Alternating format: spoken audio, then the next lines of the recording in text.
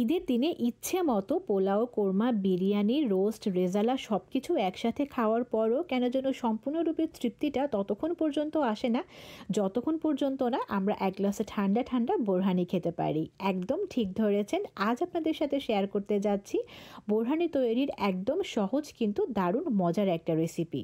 চাইলে এই ঈদে আমার মতো আপনারাও তৈরি করে নিতে পারেন বোরহানি বাড়িতেই।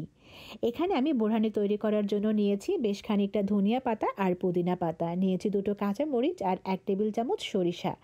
আমি এখানে 2টো কাঁচামরিচ ব্যবহার করেছি, চাইলে আপনারা কেউ কম বেশি করে নিতে পারেন। অল্প পরিমাণে পানি দিয়ে সবগুলো উপকরণকে এখন আমি পাটায় খুব ভালোভাবে বেটে নেব। আমি এখানে পাটায় বেটে নিচ্ছি, কিন্তু আপনারা চাইলে কাজটাকে সহজ করতে ব্লেন্ডারও ব্লেন্ড করে নিতে পারেন। আমার বাটা হয়ে গেছে। সবগুলো উপকরণ মিলিয়ে এখানে মোটামুটি 3 টেবিল চামচের মতো হয়েছে। এখন আমি এখানে মিশিয়ে দিয়েছি হাফ কাপ পানি। পানিটা মিশানোর পর আমি এটাকে পাশে এখন সরিয়ে রাখবো। দেখুন আমার মিশ্রণটি এমন হয়েছে। এখন এটাকে আমি পাশে সরিয়ে রাখছি। আলাদা একটি পাত্রে এখানে আমি নিয়ে নিচ্ছি 400 গ্রাম টক দই। টক দইটাকে একটা হ্যান্ড মিক্সারের সাহায্যে আমি খুব ভালোভাবে ফেটিয়ে নেব। খুব ভালোভাবে ফেটিয়ে নিতে হবে যাতে করে একদম মিহি একটা ভাবে চলে আসে, কোনো দানা দানা না থাকে। প্রাথমিক পর্যায়ে মোটামুটি 3 থেকে 4 মিনিট ফেটানোই যথেষ্ট। দেখুন আমি 4 মিনিট ফেটিয়ে নিয়েছি। এখন এ পর্যায়ে এসে আমি দিয়ে দিচ্ছি 2 টেবিল চামচ চিনি আর হাফ চা চামচ পিঙ্ক সল্ট। আমি এখানে পিঙ্ক সল্ট ব্যবহার করেছি, চাইলে আপনারা কেউ রেগুলার খাওয়ার যে সল্টটা সেটাও দিতে পারেন। চিনির পরিমাণটা আপনারা এখানে আপনাদের পছন্দ মতো বাড়িয়ে কমিয়ে দিতে পারেন। এবার আমি আরেকটু ফেটিয়ে নিচ্ছি। তারপর আমি এখন দিয়ে দিচ্ছি এখানে হাফ চা চামচ বিট লবণ, হাফ চা চামচ গোলমরিচের গুঁড়ো, হাফ চা চামচ ভাজা জিরে গুঁড়ো, হাফ চা চামচ চাট মশলা।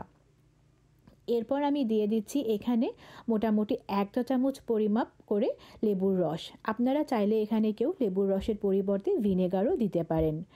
সব শেষে এখন আমি এখানে পুদিনা পাতা আর ধনিয়া পাতার যে মিশ্রণটি করে রেখেছিলাম সেটাকে মিশিয়ে দিচ্ছি। সবগুলো উপকরণের সাথে টক দইটাকে আমি আরও 1 থেকে 2 মিনিট খুব ভালোভাবে এভাবে মিশিয়ে নেব।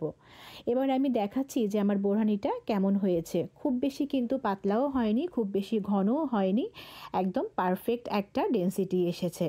তবে আপনারা যদি এর থেকে কেউ পাতলা খেতে চান সেক্ষেত্রে আরও খানিকটা আপনাদের প্রয়োজন মতো পানি মিশিয়ে নিতে পারেন।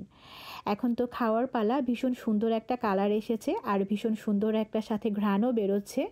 এখন খেয়ে দেখার পালা কেমন হয়েছে। কেমন লাগলো আমার রেসিপিটি অবশ্যই আমাকে জানাবেন, আর যদি ভালো লেগে থাকে অবশ্যই আমার ভিডিওতে একটা লাইক দেবেন। আর ঈদের দিনে অবশ্যই অবশ্যই অবশ্যই বাড়িতে ট্রাই করবেন দারুণ মজার এই বোরহানি। সবাই ভালো থাকবেন। আবার কথা হবে খুব তাড়াতাড়ি অন্য কোনো ভিডিওতে। আল্লাহ হাফেজ।